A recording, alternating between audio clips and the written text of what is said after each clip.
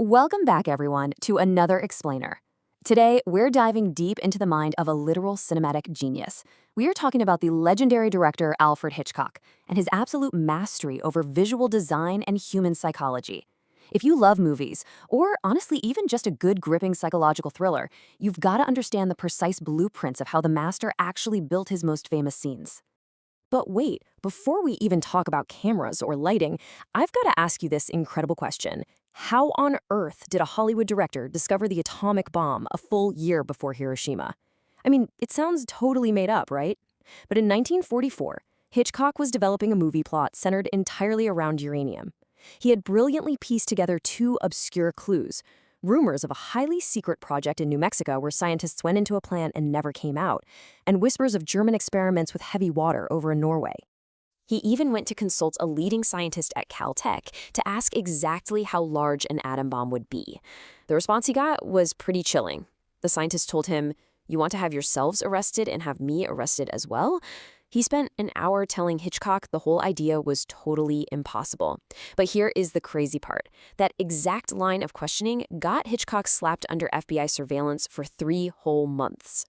All right, so to decode his actual blueprints of cinematic suspense, we're going to break things down into 4 key areas today: visualizing the subconscious, the genius of the MacGuffin, emotional suspense over action, and finally, the casting formula. Let's jump right into part 1, visualizing the subconscious, using the movie Spellbound as our very first case study. You see, Spellbound was a massive deal because it was the very first picture to seriously take on psychoanalysis. But Hitchcock was faced with a huge visual problem. How do you actually film a dream sequence without relying on that super cliché, blurry, wavy screen effect? His solution was something he called architectural sharpness. Instead of blurry images, he wanted to convey dreams with intense visual clarity, sharp converging lines, and a feeling of infinite distance. Because think about it, dreams aren't blurry to the dreamer, are they? They feel vividly, terrifyingly real. And to get this exact visual quality, he brought in the iconic surrealist artist Salvador Dalí. Now here's where it gets interesting. Hitchcock actually had to reject a ton of Dalí's wildest ideas. I mean, Dalí pitched things like statues cracking open like falling shells, ants swarming absolutely everywhere, and having the star, Ingrid Bergman, completely trapped underneath all those bugs. Hitchcock scrapped all of it. Why? Because it proves that even when designing a literal dream sequence, Hitchcock demanded a sensible, logical approach. The fantasy couldn't just be wild for the sake of it, it still had to make structural sense for the characters and the plot. And this whole situation is just a perfect example of the classic battle between art and commerce in filmmaking. Hitchcock's grand vision was to shoot these Dalí dream scenes outdoors, in harsh, real sunshine, to get that hyper-clear, architectural sharpness. But the producer's reality? Budgets. To save money on high production expenses, they forced Hitchcock to shoot the sweeping dream sequences entirely inside a studio. Moving right along to section 2, the genius of the MacGuffin. And for this one, we're looking at the film Notorious. So originally, the studio's pitch for this story was, well, kind of a mess. It was the sprawling plot about German refugees training in secret South American camps to set up an enemy army. Hitchcock takes that script, strips all the mess away, and introduces a MacGuffin. If you don't know, a MacGuffin is an object that drives the plot forward, but ultimately the audience doesn't really care about it at all.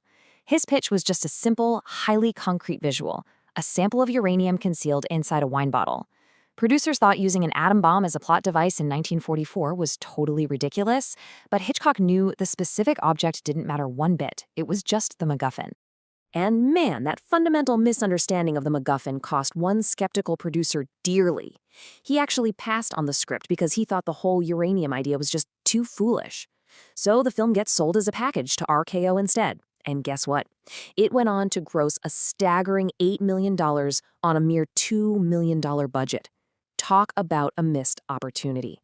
Okay, section 3, emotional suspense over action. We're going to stick with Notorious for just a bit longer here. Because before this movie came out, spy films were basically all about kinetic energy and chases, but Hitchcock totally flipped the script.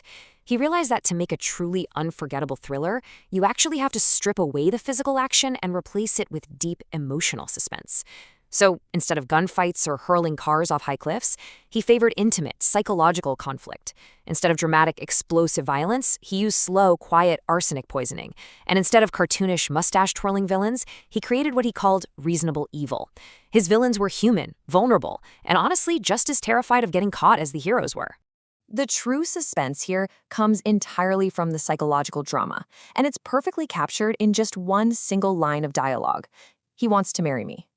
In the film, a spy reveals to her handler, who, by the way, she is completely in love with, that her target has just proposed. The tension isn't about whether she'll marry him. The audience just assumes she has to for the mission. The sheer brilliance of the scene is the devastating, unspoken conflict between love and duty that is just lingering between the two leads in that quiet moment.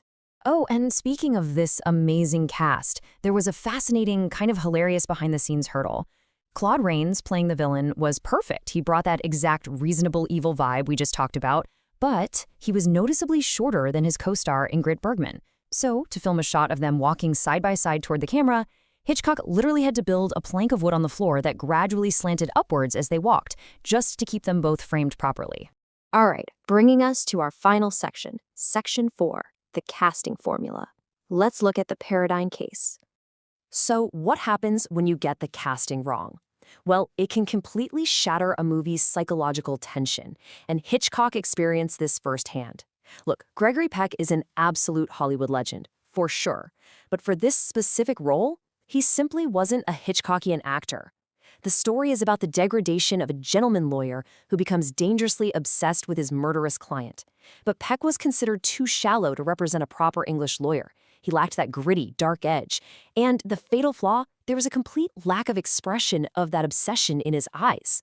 This whole situation is a prime example of the real problem with studio meddling. Hitchcock's producer forced him to use polished actors who were already under contract, rather than his ideal choices.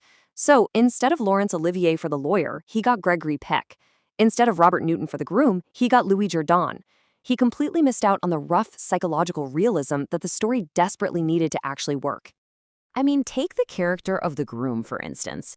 Hitchcock envisioned this guy as a rough, manure-smelling stable hand with calloused hands, literally like the devil.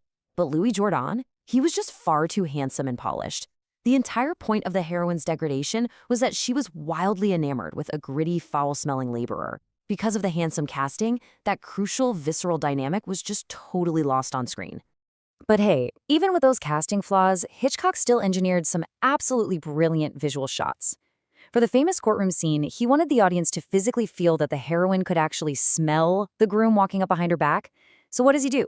He pans the camera 200 degrees to follow the actor walking to the witness box, then films the actress completely separately while physically spinning her around on a twisting stool. When you edit those together so she's pulled off screen as he passes, it creates this intense, dizzying reaction that you feel right in your gut. Ultimately, Hitchcock wasn't just pointing a camera. He was hacking into human psychology. His blueprints, the visual clarity, that intimate emotional suspense, the legendary MacGuffin, they literally still drive cinema today. So I'll leave you with this final thought. What is the MacGuffin in your favorite modern movie? Look really closely at the thrillers you love today, and I guarantee you'll see his fingerprints absolutely everywhere. Thanks so much for joining me on this explainer, and keep looking closer.